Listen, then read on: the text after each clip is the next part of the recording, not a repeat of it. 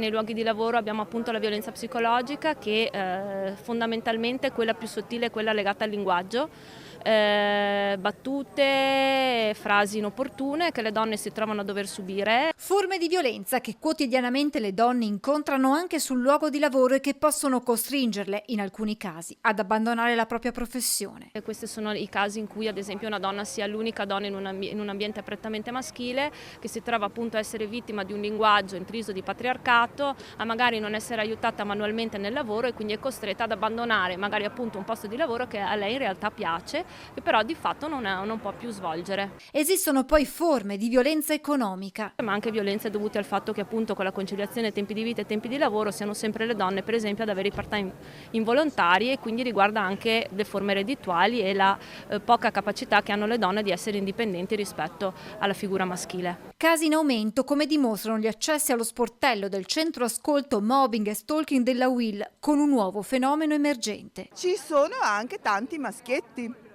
che subiscono anche loro delle molestie all'interno dell'azienda, sempre a livello psicologico, più che sia le donne a livello anche sessuale. Uomini vittime di altri uomini, ma anche di colleghe. È un caso da parte di donne, di un gruppo di donne, e questo signore era molestato. In che modo era molestato?